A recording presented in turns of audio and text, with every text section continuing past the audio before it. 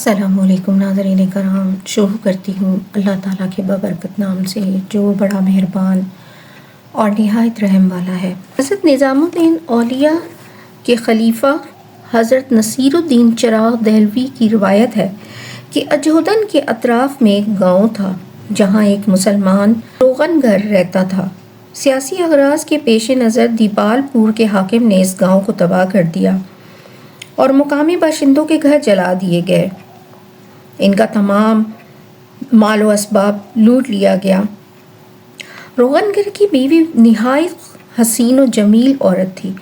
وہ اپنی شریک حیات سے بے پناہ محبت کرتا تھا۔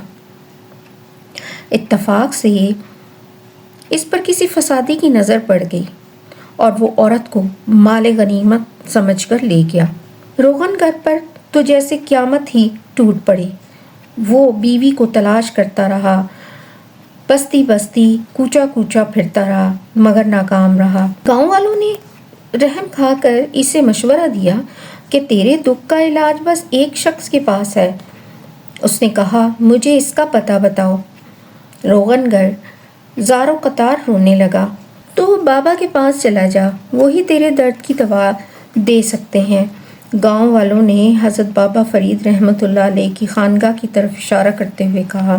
روغن گر اسی حالت میں حضرت بابا فرید رحمۃ اللہ علیہ کے حضور پہنچا۔ آنکھیں ویران تھیں، بال بکھرے ہوئے تھے اور اسے وحشت برس رہی تھی۔ خانقاہ کے خادموں نے اسے پاگل ہی سمجھا، مگر حضرت بابا فرید رحمۃ اللہ علیہ کا حکم تھا کہ جو شخص زیادہ پریشان حال نظر آئے اسے زیادہ اہمیت دی جائے۔ نتیجتاً اسے فوراً ہی حضرت شیخ کی خدمت میں پیش کر دیا گیا۔ حضرت بابا فرید رحمۃ اللہ علیہ کا اصول تھا کہ وہ جب کوئی پریشان حال شخص آتا تو سب سے پہلے اس کے لیے کھانا منگواتے۔ آپ نے روغن گر کے لیے بھی ایسا ہی کیا۔ خادم نے آپ رحمۃ اللہ علیہ کے سامنے کھانا لا کر رکھا تو وہ نہایت ہی غمزدہ لہجے میں کہنے لگا، مجھے بھوک نہیں ہے، زمانہ ہوا میں نے تو کھانا بھی چھوڑ دیا۔ اس کی آنکھوں سے مسلسل آنسو بہہ رہے تھے۔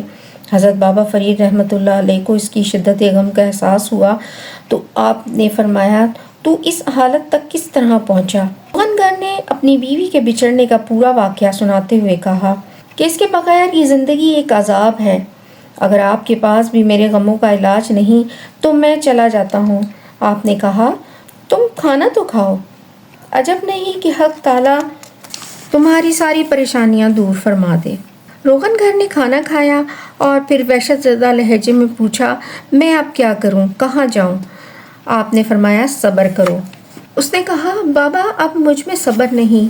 بابا نے کہا، صبر تو تمہیں کرنا ہی پڑے گا، کچھ دن تک میرے پاس رہو۔ آخر اسی کشمکش میں دو تین دن گزر گئے۔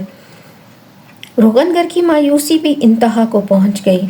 اسی دوران دیپال پور کے حاکم نے اپنے سپاہیوں کو حکم دیا کہ وہ اجودھن کے منشی کو پکڑ کر اس کے سامنے پیش کریں۔ اگرچہ کہ منشی بے قصور تھا، لیکن کچھ مخبروں نے اطلاع دی کہ وہ اس کے خلاف سازشیں کر رہا ہے۔ منشی کو گرفتار کر کے جب دیپال پور لے جایا جانے لگا تو حضرت بابا فرید رحمۃ اللہ علیہ نے کہا، مجھے اپنے اللہ پر کرم ہے، وہ حاکم تجھے آزاد کر دے گا اور خلعت فاخرہ سے بھی نوازے گا اور تحفے کے طور پر تجھے ایک کنیز بھی دے گا۔ مجھ سے وعدہ کر کہ تو اس کنیز کو روغن گر کے حوالے کر دے گا۔ منشی نے روغن گر سے کہا، میرے ساتھ چلو کہ یہی حکم شیخ کا ہے۔ مجبوراً وہ روغن گر منشی کے ساتھ چلا گیا۔ منشی کو حاکم دیپال پور کے سامنے پیش کیا گیا۔ اپنے قیدی کی طرف دیکھا اور باختیار کہنے لگا، تو سازشی نہیں ہو سکتا۔ یہ اس نے منشی کو قیمتی خلعت سے نوازا اور حاکم دیپال پور نے ایک برقع پوش خاتون کی طرف اشارہ کرتے ہوئے کہا، اور یہ کنیز تیری خدمت کے لیے ہے۔ جب منشی حوالات کے قریب پہنچا تو روغن گر سر جھکائے اداس بیٹھا تھا۔